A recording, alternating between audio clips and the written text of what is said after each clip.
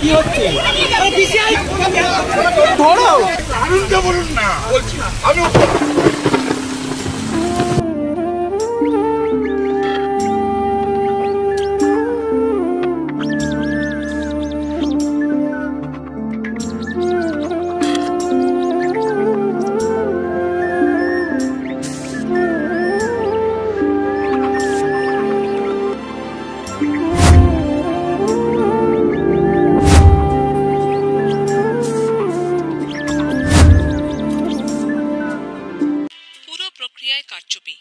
নিয়োগ প্রক্রিয়ার কোনো বিশ্বাসযোগ্যতা নেই।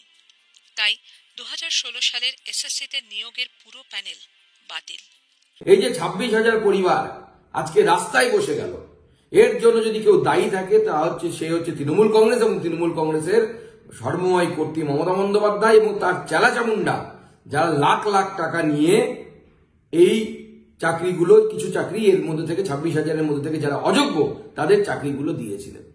দুর্নীতিযুক্ত লোকেরা যদি দুর্নীতি করে ভোটে যায় তাহলে সব ব্যাপারটাই দুর্নীতিযুক্ত হয়। হাইকোর্টে এই ভার্ডিক্টটা প্রথম দিয়েছিলেন বিজেপির একজন, যিনি এখন এমপি হয়েছেন, জাজমেন্ট জুডিশিয়ারি ছেড়ে দিয়ে বিজেপির এমপি হয়েছেন। আজকে তারা কোন মুখে বড় বড় কথা বলে?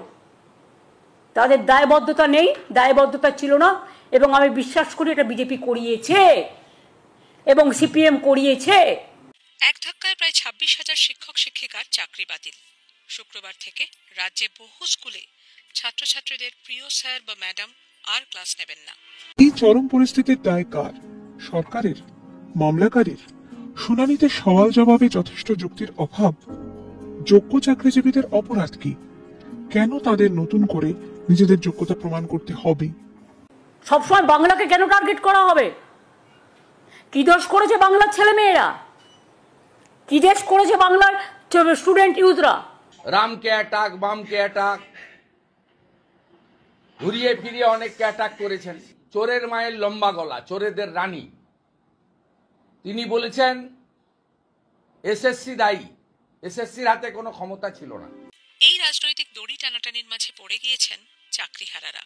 অনিশ্চিত এক ভবিষ্যতের আশঙ্কা করছেন তারা। আজকে আমাদের মৃত্যুদণ্ড কার্যকর হয়ে গেল, কিন্তু আমরা নিরপরাধ। অনেক খেটেছি জীবনটা, সারা জীবনের পরিশ্রম, আমি জানি না এই মুহূর্তে বুঝতে পারছি না কি করবো আমরা। আমি হয়তো মারা যাবো। আজকে আমি আমার পাড়ায় ঢুকতে পারবো না, সবাই বলবে দেখো চোর এসছে, চোর এসছে। খুব মানসিকভাবে বিধ্বস্ত। এখানে জন্মানোটাই আমাদের ভুল হয়েছে। আমাদের ছেলেটার কি হবে? বৃহস্পতিবারের রায় আদালত কি জানিয়েছে? সর্বোচ্চ আদালত জানিয়েছে যারা চাকরি করেছেন তাদের টাকা ফেরত দিতে হবে না। কেউ আগে অন্য সরকারি দফতরে কাজ করে থাকলে নতুন চাকরিতে নিয়োগের পর তার সিনিয়রিটি ও পুরনো চাকরির মেয়াদ বজায় থাকবে। বিশেষভাবে সক্ষমদের চাকরি বাতিল হলেও আগামী 3 মাস তারা বেতন পাবেন। 2025 সালের 10 ফেব্রুয়ারি এই মামলার শুনানি শেষ হয়। প্রধান বিচারপতি সঞ্জীব খান্না এবং বিচারপতি সঞ্জয় কুমারের বেঞ্চ রায় ঘোষণা স্থগিত রাখে। Will accept the supreme court judgement. ওরা বলেছে 3 মাসের মধ্যে প্রসেস করতে, আমরা করে দেবো।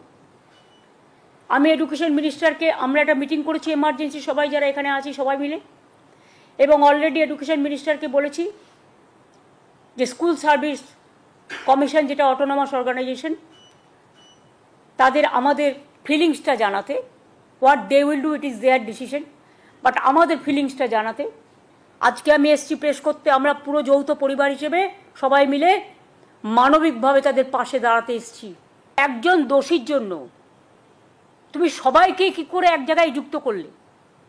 এবং 2 হচ্ছে, আগের চিফ জাস্টিস এটাকে স্টে করে দিয়েছিলেন সুপ্রিম কোর্টেরই। The then chief justice mister চন্দ্রচূড়জি স্টেড দ্য হাইকোর্ট ভার্ডিক্ট। তো আর একজন সুপ্রিম কোর্টের সিজে কি তার কাছ থেকে আমরা এইটুকু মানবিকতা আশা করতে পারি না? যোগ্যদের বাছাই করা যায় কিনা তার জন্য ফের আবেদন কেন্দ্রীয় শিক্ষা প্রতিমন্ত্রী সুকান্ত মজুমদারের।